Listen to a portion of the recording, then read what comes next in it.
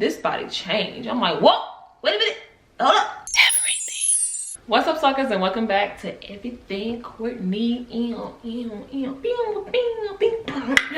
I am going to be talking about my weight gain journey. Good God. I'm so glad I got eyebrows.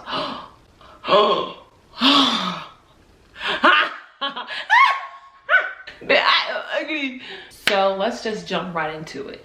I'm gonna talk about like where I began, why I started my journey, the things I did that I know made the biggest impact on my weight gain journey, what I've learned over the years, and where I currently am now. So let me just start off as a disclosure. I am not a dietitian. I am not a personal trainer. I am not a physician. I am not telling you to do what I do. This is just what I did, because some of the stuff I'm going to talk about, I would not recommend that you do. I'm going to say that my real focus on okay, I'm gaining weight, I believe that started in 2017. So I'm going to say this weight gain journey has been happening, fluctuating over the last 3 years. When I first went to LA, this is how I looked then. Who is that? I was about a solid 120 pounds, probably wore like a size, I don't know, 3, 5 in like my bottoms, and definitely a size extra small on my tops. My waist was like a 25. Oh, it's okay, sis, you a grown woman now, okay. My waist was like a 25, and my butt, like my hips was like a 40. Like I was small, but I always did kind of have like a small butt. Like I always was working with something, but not like I am now. I moved to LA. Everything there obviously is body image. Everything is body aesthetic driven. So I would, work out. But the thing was, I was working out with a friend whose body goals was different than mine. And so you have to be careful about that. Like when you're, being supportive with your friends who also want to work out and have, fitness goals, which is great because you need a support system, but make sure that you're working towards a goal that is going to benefit you. At that time, when I first went out there, I was working out with a friend who was trying to shed body fat. Me, however, I had no business running a mile a couple of days a week every time we went to the gym with her, because I was just losing more and more weight. Bro, I look back at some of these pictures, I'm like, why nobody said something? Like, y'all didn't think I was sick? Or if y'all did, no one thought to check on me? Like, y'all fake. Like, I was looking crazy. But anyway, you live and you learn. So that's one thing that I'm very cognitive of now, is like making sure that my fitness plan is catered to my body goal or my body aesthetic goal. And I'm not saying it like, oh, we can't work out together, because we definitely can, but you've got to be very aware of what it is you're trying to do. So I ended up getting super small. My life is now surrounded by social media all day, every day. And if we're all being honest, we've all seen somebody on social media where it's like, dang, I wish I looked like that. And you just start nitpicking at yourself. And then this whole thing with body dysmorphia, which I'm still going to do the transparency piece video. I was missing something for it, but now that I have it back, I'm going to be able to do it. Look out for that. That started really kicking into gear. My self-esteem was already low at that point because of certain things, and I just needed to just reevaluate myself, and I didn't do that until much later, but thank God for where I am now. So boom, fast forward to a couple months, like maybe midway the end of 2017. Talk about a shift. So one of the biggest things that I changed was obviously my eating habits. I was always a super healthy person, even as a child, which is probably why I wasn't thick, because I didn't want the peanut butter and jelly sandwiches. I didn't want the turkey and cheese, the ham and cheese, the grilled cheese, fish sticks. I wanted salads, and I wanted carrots and ranch, and I wanted celery and ranch, and cucumbers and vinegar, tomato and vinegar. I wanted stuff like that. Like, give me some oatmeal with fruit cocktail. I didn't really start eating PB&Js until like my senior year in high school, and even then it was selective. For some reason, I would only really enjoy eating them while watching Pretty Little Liars, and I'm not really sure what the correlation there was, but that was my thing at one point. Now, being totally transparent, I hit a bout of like super depression. It was a lot of stuff going on in my personal life, my family life back home. So I was going home all the time, and it just kind of trickled into my other relationships. If you call yourself a friend of someone, please check on your friends, okay? Because just because they may be seeming different to you, or they seem like they're short, or they have an attitude, or they're tripping or acting like they have, so many different personalities going on right now and they're not balanced, it's because they probably aren't. And I felt so invisible to the people who should have seen me the clearest, and that really affected my mental. And that's just not about my whole weight gain thing, but I just really want to put that out there, because thinking about the steps where I was in a certain time, if God wouldn't have sent Taylor, I don't know where I would have been, you know. So I thank God for her. She was like an earthly angel to come and help me, and I thank God because he knew I needed a friend, and he sent me my sis. Period.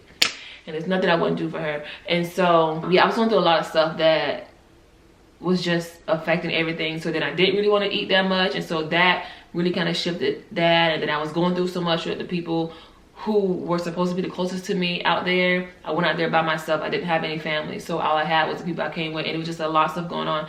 And so I'm like, okay, well, I'm all alone. I can't even express what I'm going through, and then I don't want to eat, and so just a lot going on. I'm going home like every other month, staying for like a month, 2 months. It was like I was so close to moving back home, and I'm really glad I didn't, but that's the whole thing. And so just thinking about depression and where I was in such a low moment, like really take your stuff out of the equation and stop seeing it from just your perspective, and take a step out and say, let me check on my friend and ask. Because I feel like if maybe someone would have genuinely asked what was going on without the defense of why you treating me this way or why you acting like this, instead of just saying, is everything okay, then maybe that would have been different for me. But that was a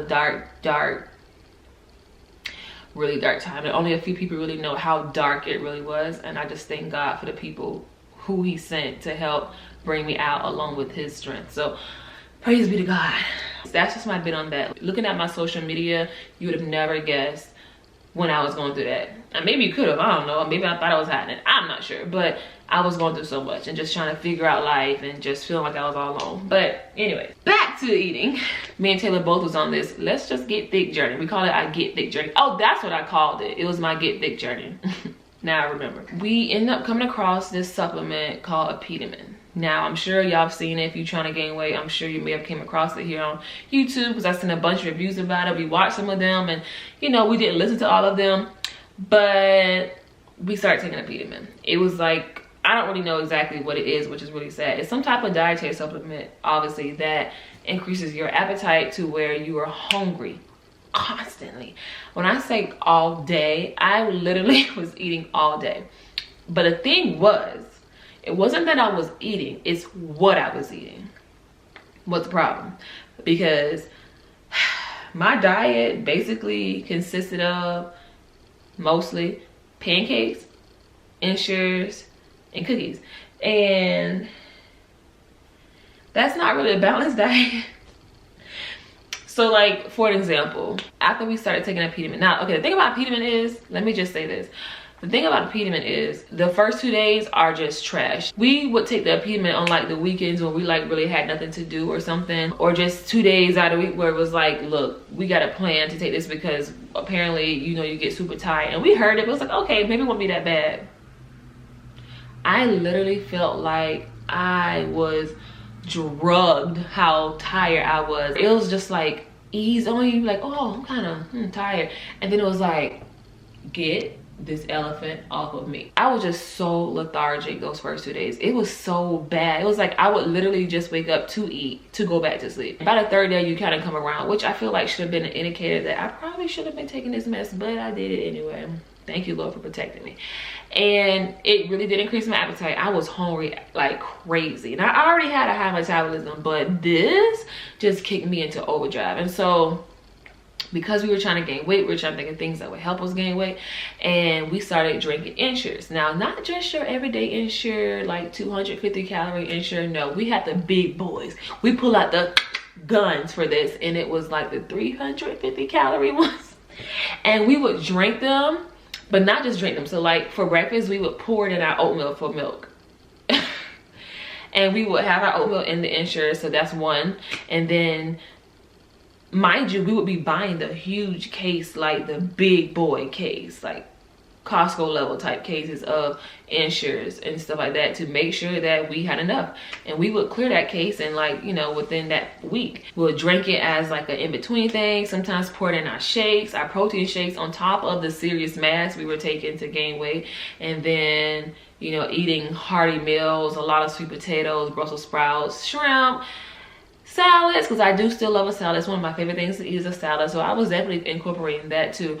But things started staying a little more on the unhealthy side. We were eating like pancakes. And so for breakfast, our appetites would be so huge to where it was like, I'm not full just with oatmeal. And so we would start making pancakes. Now, I don't know why. It was kind of like a random moment where I just wanted pancakes. Like, and it still kind of is now. Like, I can eat pancakes. I love pancakes. Like, if it was a waffle pancake debate, give me a pancake, even over French toast. We will be eating like 6 pancakes for breakfast, easy. 2-3 eggs, 3-4 pieces of bacon. I'm eating like a grown man, y'all. One of our friends was training us at the time, so we were working out, but we were just eating. And the thing was, we started eating kind of bad. I was tracking my calories on the MyFitnessPal app. My calorie goal was ridiculous. It was like super high, like almost 3,000 calories a day. And I'm like, oh, if I'm falling behind, oh, let's just go to McDonald's and get like a fish meal. That's like, I don't know, like 1,200 calories. Okay, cool, that's good, but it's also bad. Or at the end of the day, we eat a whole pack of cookies, like a whole 24 pack of Toll House cookies, and they all gone. It's like, what the heck are we doing? And we did it for a while. Now, one of the major side effects of epidamin was that acne started coming up. I never struggled with acne all my life. My teenage years, I did not have acne at all. Like, I just thank God I had such a breeze of that. Once I started taking epidamin, I started breaking out over here on both of my cheeks, and it was so bad. It was like scar, like I would get black spots from the epidamin. I'm like, what the heck? And then I started reviewing some stuff I seen online, and people was talking about that. Like, they think one of those things that happened to them in their acne was epidamin. I'm like, great. And I was drinking water and stuff, but I don't know if it was enough water or what, but my face was showing the heck out, and it was so bad. And to this day, I still battle like fighting whenever I get acne or like a hormone pimple or whatever. They pop up in the same spot. And so I did get the black spots like pretty under control, and they're like fading away. But just last month I had another breakout of like 3 bumps, and they always come in the same spot. It's so annoying. I got this side pretty much clear, so I'm still treating this side. For whatever reason, this side just don't want to chill out. Also, like, I don't know health wise how long you should be taking epidamin. I didn't take epidamin like for longevity. I did take it on and off. It wasn't like a consistent thing, because I don't feel like you should have to. Like, once you take the first bottle, if you keep eating, then you would stay hungry. But with battling depression, I would kind of go through moments where it was like, this is, you know, I didn't want to do anything. I just want to sit in my dark room. I don't want to eat. I was just like fighting through the hunger, and then it kind of like went away, and then I'm okay, let me take this again. I want to be up, and then, you know, so all that stuff like plays into play. You have to really think about your mental space and be very considerate of yourself when you're doing anything, especially when you're trying to reach your goal. I'm only speaking from my experience. So overall, I would not recommend epidamin ultimately. Like, yeah, it did help kickstart my weight gain journey, because it got me to 140 quick. Like, I gained 10 pounds in a week. To this day, that is still so crazy to me that I literally gained 10 pounds in a week, but I did not gain it healthy at all. It was so bad. I was eating pancakes every day. Like I said, it was just so bad how I did it. And I honestly wouldn't recommend that to anybody, because I'm like still dealing with the repercussions of eating unhealthy on my face. Like, I'm getting my skin back on track now, but I look back at old pictures of me with no makeup, and I'm like, girl, if you would have only known or only listened. My mama told me not to take this mess, but no, I had to get fit.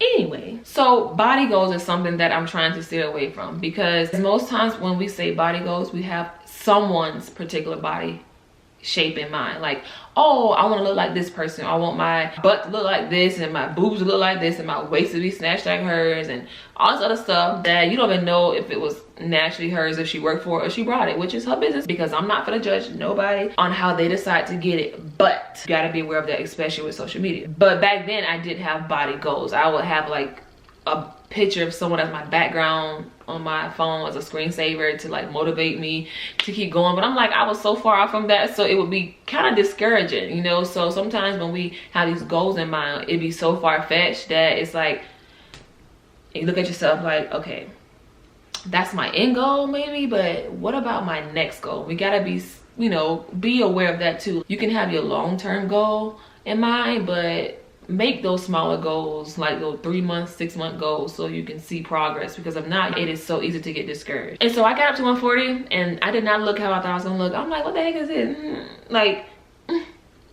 And I was dealing with so much body dysmorphia because if I look back at those pictures now, I'm like, girl, what the heck? You look good. Since like my waist was snatched, my booty was sitting right, was poking. I was still smaller, but I was cute. I'm like, it's so crazy because that's not what I saw when I looked in the mirror. I look back at some workout videos like, God dang, girl, what the heck was you thinking? But that comes with experience. Like, you know, you couldn't have told me that then. Just like if you try to tell me certain things about me now, I'm like, yeah, okay. Because that's not, no, I'm not where I want to be. And I feel like life is always about change and progression. Like, I'm not sure if I'm ever going to be at a place where it's like, oh, I want to stay here. Because things change. Your desires change. Your body changes. Like, when I turned 24, y'all, this body changed. I'm like, whoa, wait a minute. Hold up. This is what y'all mean by grown woman stuff? Because when that 25 hit, things changed. I hit 150 and I didn't look how I thought I was gonna look. And body type is very important too. Like, I'm tall, I was slender. I had to be aware of how I look versus how someone else looks at 150. Like, how I look at 150 isn't how someone who's 5'3" would look at 150. Sister be out here looking snatched, thick, like boom, bam, bam, and I'm over here like, water. I don't want water. Water's for suckers. I don't need it. Like, come on, bro. You know, that was something I had to learn. And not just learn, but actually accept. Because you could know something, but still be like, yeah, but like, still. And it's like, but no. The reality is, it's going to be different for you. And then came 160. Y'all, I remember being like 155 and like, oh my gosh, I'm 155. And I was still like on this epidemic. This is all in the midst of like being on the epidemic. And bro, this is the time that I remember looking at myself like, who is that? Like, who am I? I was the thickest I've ever been in my life. And it was like shocking to those around me or who knew me, because it's like, I didn't think I could get that big. And it's not saying like a bad big, but for me it was like, it was a goal that I had, but not the way I did it and not even the way it looked. But to see that number on the scale was like, do somebody got their big toe on the scale with me or something? Like, this all me? And that was the year I stopped wearing crop tops, because I went to this event and wore this outfit and had my very first Getty image experience, I think. And I'm like, I'm gonna have a Getty image and this is gonna be what I gotta remember from this red carpet event. Are you serious? I remember putting on that outfit and like how I looked in it before, and I'm like, this is not how I look. I was trying to suck in. I'm like, bro, I am sucking in. Like, why isn't anything disappearing? And I'm like, oh my gosh. I remember smiling, my cheeks looking all big and puffy.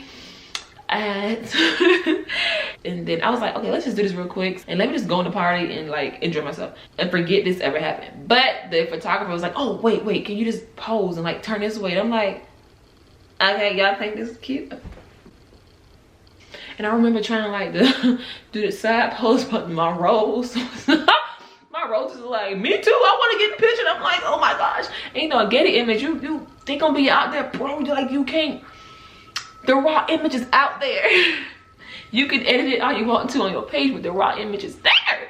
And so I'm like, what the heck? That was a moment I'm like, bro, this is crazy. I remember people telling me from back home, like, girl, you look good. I'm like, nope. Even though it wasn't where I wanted to be, it was a place where I've never been before. And so instead of having like a negative reaction to it, where it was like, oh my gosh, I hate myself, I'm so big. Okay, now let me just say, I might have had that moment for like a brief second. It was like, this isn't what I meant to do. But I do remember a day specifically where I was living downtown LA and I looked at myself in the mirror and I was like, girl, you got rose. You gotta look good. And I was like, gotta look at you, you're cute. I'm like, girl, you know what? Love you. And I had like a true self-love moment that I'm not sure that I've ever really had. Like, you know, I always thought I was cute. Like, don't get me wrong. Sis knew she was cute, but I was like, I'm just, you know, real skinny with it. But I had that moment. I was like, you putting on weight, like your body's changing. And like, I was okay with it. And it was so crazy to think that that happened, because the little girl in me was so proud. You know, because it was like, girl, you did it. It's not how you thought you was gonna do it, but you did it, and now you know you might want to start changing some stuff, but you did it. And then fast forward to 2019, where me and Taylor became roommates. Then we became very strict about our diet because we both was like, okay, we look a little crazy, like we cute and all, but we a little thick in the face, not how we want it to be, our stomachs and stuff like that. So we took major control over our diet and stuff. We were going to the gym every day. I would walk in the mornings. The mall from my house was like a mile away, and so I would literally walk from my house to the mall, walk around the mall, shop a little bit, not always buy stuff, but just kind of look around because I love being in the mall. And then I would walk back home. So that was my exercise. So I was doing that constantly, not going to the mall every day, but I was walking at least a mile every day, walking the dog, like just doing stuff to kind of stay active. Excuse me. The stores up the street was super close. It was like Target, Home Goods, TJ Maxx, that kind of plaza. I would walk there. That was like maybe like 2 blocks up the street. So instead of like getting the car to go, we would kind of walk and just kind of do stuff to keep ourselves healthy. And we started seeing major progress. When I say strict, wasn't playing. Like I wasn't drinking sodas and eating bad food. If I wanted like a soda type drink, it was like sparkling coconut water. We were super strict on ourselves because we were trying to see results, and it was very effective. The living situation kind of got a little crazy, so it was like, okay, we gotta get out of here. Then we tried to decide where we're gonna move to, and then boom, bam, here we are in Atlanta. And then boom, COVID, But I will say though that all in all, like this last year has been the biggest shift on my get big journey, because I'm learning more things about myself. So some of my biggest things about my fitness journey right now is staying consistent. It was really hard during the beginning of the lockdown because our local gym was open and then they closed that down. Gyms were closed. We couldn't find weights. So we were like doing a lot of home workouts, which we were doing and we were seeing progress. But after a while, I was like, I'm so tired of being home. Like, that was weighing on us, just not for working out, but anything. Like everything was shut down. So it's like, I just longed to go to Walmart. I couldn't wait to go grocery shopping, go to Target for a hanger. I don't care. I just try to get a house. So that was like weighing on my mental too. And so that kind of like was a moment where I was like, I don't even want to think about working out right now. But now gyms and stuff are open, but I be feeling like too many people be in the gym. I be trying to go. Really put in the time where I'm gonna go. Like I'm a morning gym person normally, but now that I work, I'd be at work the time I would normally go to the gym. I would have to get up earlier to go to the gym or go right after work, but I'd be hungry. So if I don't have a snack or something, then I come home, then it's like, oh, but I'm gonna just take a shower and go tomorrow. And I tried working out at home these last few days and it's just not something that I prefer to do. But I need to stay consistent because I asked myself the other day, Courtney, like, what do you want? Are you willing to do it? Like, are you willing to work for the results you want? And I'm like, well, yeah. Like, are you gonna sacrifice some sleep to go work out? Are you gonna sacrifice your time, your energy? Like, are you going to be dedicated? And that's to get what you want. You're not gonna get it any other way. I'm not going underneath the knife. I just don't want to. I want to work and I want to learn my body and gain muscle and tone and be sexy and stuff like that. So, and for my own self and my own standards. So that's something I gotta really work on. Work on not giving myself excuses. I can sit here and watch a 2-hour show when I get home from work. So why can't I go to the gym for an hour and a half? And I understand that it's not working out. I'm just sitting here being lazy, but what is that adding to me? Changing my eating habits because I love candy. That stuff be sitting in your midways. It's like, okay, well, do you enjoy it enough to the point where you're okay with it continuously altering how your body looks? Or are you willing to sacrifice this stuff to get the body you want? And so it's just really on how bad do you want it? I'm having to ask myself that question in a lot of areas of my life, and one of them is definitely my fitness. I brought a new guide that I'm going to be working out and following. And I'm really big on starting on Mondays just for a fresh start. And sometimes I feel like it could be an excuse to like not do it in the moment. But I do want to start this guide on a Monday. So I plan next Monday to start going back to the gym. And I'm going to see what works best for me in terms of time. But I want to get back in there. I want to be dedicated. And I want to get the body I want. Like I told myself beginning of the year, I wanted to have this body by Thanksgiving. And here we are. And well, as far as where my body is now, I am currently like, last time I checked, I think I was like between 155 and 160. It does fluctuate. I mean, I am a female, but I was 160 and then I changed my eating habits. It don't take much to see a difference. And I wasn't even really working out like that. I recently made a body positivity post on my Instagram. If you haven't seen my Instagram, here it is, and go check it out, go follow me, boom boom bam. Just really learning to love myself and the changes I've been through, which really prompted me to make this video. So right now my waist my waist is like a 33, and if I had to say a goal waist, my goal waist would be at least like a 27. Realistically, I'm not probably gonna get back down to a 25. I want to have kids. I do want to be healthy, and that's just a guesstimation what I feel like I probably would be at. Who knows, I might be at 26, I might be at 26, 25, I don't know. But I'm a woman, I'm in my mid-20s, my body is changing and trying to prepare itself to hold a child, and that's something we gotta accept as women and as people, as human. Like, our bodies change as we get older. I don't have the same body that I had when I was a teenager. I'm in my mid-20s, you know what I'm saying? So my mid-20 body like, what's up? But my hips though, they don't lie. My hip butt circumference right now is a 44. Ooh, she thick, yeah. Now that's crazy to me though. Like, I remember in like 2017 when my butt hit like a 40 inch. And I'm like, ooh, that's crazy. And to think within 3 years my butt has grown like 4 inches is even crazier. I get it from my mama. Shawty thick. Then a snicker. That's really where I am right now, y'all. I just really want to encourage you, like, don't be discouraged on this journey. Don't try to rush the process. Don't do it the way I did it. I definitely don't recommend the Peterman journey. But be healthy. Talk to someone. Talk to a nutritionist. Talk to a personal trainer.